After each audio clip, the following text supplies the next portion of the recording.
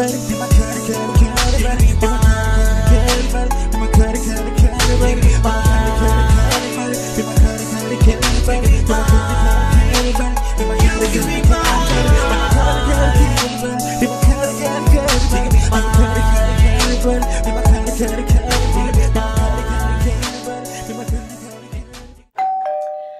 welcome to our channel. I'm Tara. I'm Eddie. And we are hosting this channel so that we can encourage other married couples to, help them in their vows and help them in their marriage and help them last a long time and to understand what it's all about. Because when you first get involved in a marriage, when you first take those vows, you really don't know what to expect in the marriage. You really don't know what's going to, That's true. So we're here to help and to share and to, help you see through our eyes what we've been through, what we've experienced, so that we can, save a marriage, save some love, right? Right. Let's start off with the first vow we always repeat. If you say, I take Tara to be my lawfully wedded wife from this day forth. Mm-hmm. What did that really mean? Yeah. That means to me, hey, you mine. By law, you mine. By the law of God, I said, Tara, I'm declaring before all these people and the priest that, hey, she belongs to me. Mm-hmm. I'm going to have and to hold, and coming to the have and to hold, hey, baby, I'm going to hold you when you are hurting, when you're not feeling good, when you have a bad day at work, and I get home and she had a rough time with the kids. Now, mothers, you would have a lot of kids or even one child in the house. Yeah. After a day with a child, hey, you need somebody to come home and comfort you. That's true. And that's part of my responsibility. Mm-hmm. So what do you think about the have and the hold? I agree exactly what you're saying. I also think when we look at the word have, I have you as my partner, as my unity, as part of me.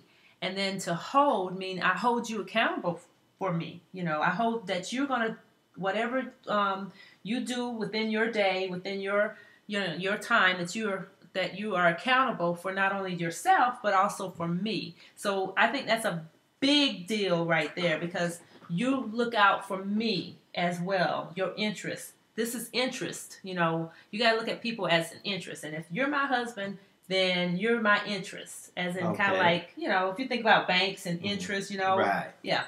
So you're looking for some dividends. Exactly. Look, you got to hold me accountable and I got to hold you accountable. Meaning that I'm going to stick to what I promised, my vows. I'm going to stick to that. And I'm holding you accountable that you're going to do the same thing, to have and to hold you. Not necessarily always hold, which people probably think, it's hold. But I think it's just, look, if I step out of line, I want you to bring me back to my, the real world. The real world. Look, we made a commitment to each other. Right. And so I need to inform you that, you might be kind of stepping out of line a little bit. I mean, you don't want to be aggressive. Of course not. Not aggressive, but just enough that, I hold you accountable and you're accountable, meaning that you're going to kind of let me know, hey. So in other words, as a man, I have a great responsibility. You have we both, as a woman, we have a responsibility. Yeah. But it seems like the man have a greater responsibility. Well, it's true. It's true because, God had created us from the beginning to be the head. That's right. So whatever happened in the marriage, it depends on the husband. The husband need to make sure, but, it takes two for the marriage to work. But the husband need to make sure that he have done everything in his willpower to make his marriage work. That's true. To begin to talk to the wife and see, where can I be a help? What can I do? I know we made this commitment from the beginning, and there's some things changed now since we got married. But what can I do to make our marriage, to make this household better than what it used to be? And so, in other words, you threw the ball at me. Right. I'm accountable for you. Mm-hmm. I asked you to marry me. Mm-hmm.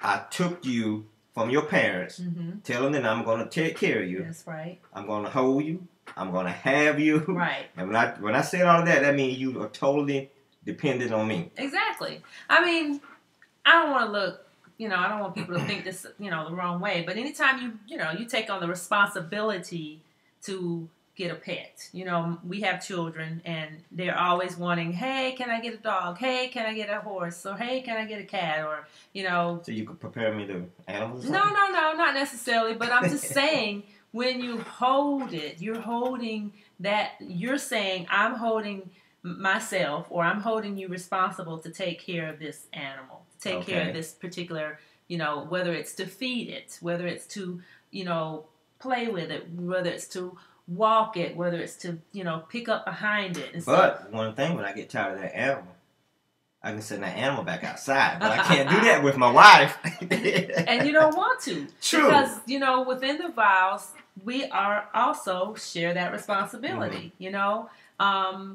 Anytime, you know, you come home, I want to make the house a home, a comfortable place, an environment that you want to come back, you know. When you're out there and you know, facing the world, facing obstacles within your jobs and within people that you know, have to deal with, you want to come back to your home and you want to know that it's a safe haven. So right? if you're holding me responsible for you, when I come home, it better be a safe haven.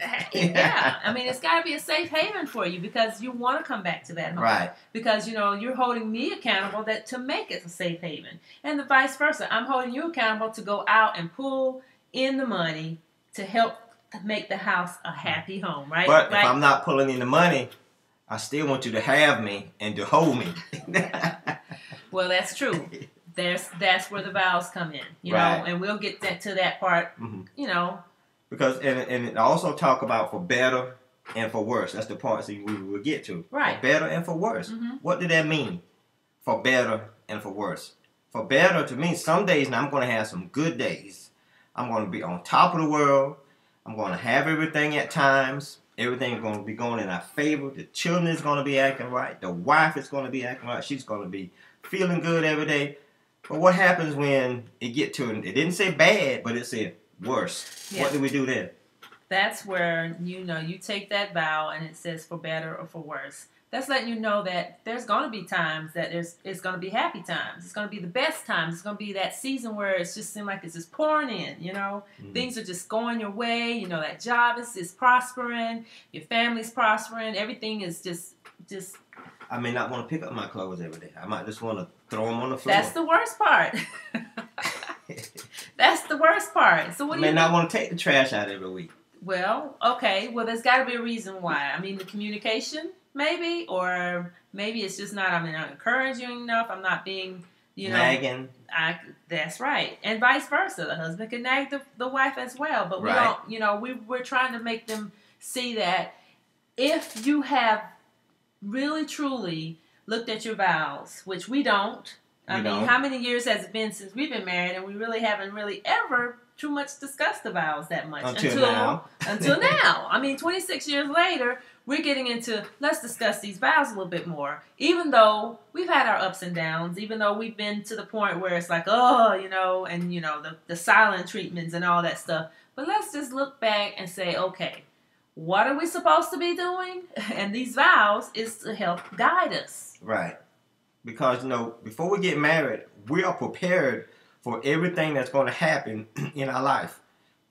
Because life is not a gravy train with biscuit wheels. But sometimes you're going to have the gravy train and no biscuits. Sometimes you're going to have the biscuits and no gravy train. So what you do then?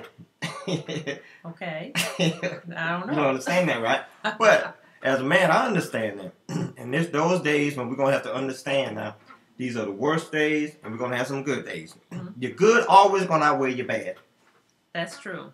That's true. I mean, if you're connected, and if you have that communication with one another, you know, and say, hey, you know, I really had a bad day, let's talk, you know. And so, okay, well, and don't just come home and just be, you know, irritable and don't want to talk and don't want to say nothing. You know, that's why we hold each other accountable. That means we're going to talk and discuss things. That means we're going to say, even through those bad moments, even through those worst moments, you should have somebody that you can come home to. Just like I said, that happy house, that nice house, that comfort zone, that I can discuss what my day was like. And that you would be able to say, okay, then let's pray about it, or let's just not worry about it, or don't just take your mind off of that. Let's, let me, make you laugh. Let me help you. Let me, the light bulb should be going off, and let me just make her a little comfortable. Maybe I should just, give her. Well, how about on my worst days, I just can go outside and just mow grass and. Well, take your stress out on the grass. Yeah, I mean, take your stress out on the yard. Exactly. And that's how it is. But you still communicate and let the other know. I've had a bad day. It was kind of rough at work. You would have came home and said, "Babe, it was rough out there." I said, "What? Well, tell me about it." And I think that would help you to just relieve some of that stuff, because something I should, be the wife, the other part of the marriage, the other part of you, the other rib. I should be able to comfort you to know it's going to be all right, And sometimes when you hear that from someone that you love, when you tell your children, it's going to be all right, don't worry about that, then that should even make it better. But if you don't comfort me, I'm going to take my rib back.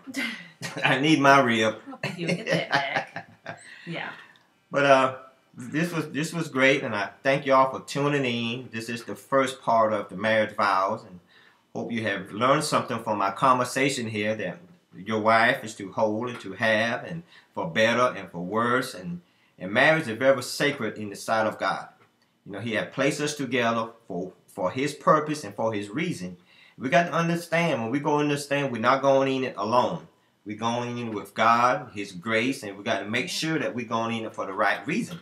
And it will work. Yeah. When God can put two people together, He put them together for a purpose and a reason to be able to accomplish what He has placed on this earth for us to do.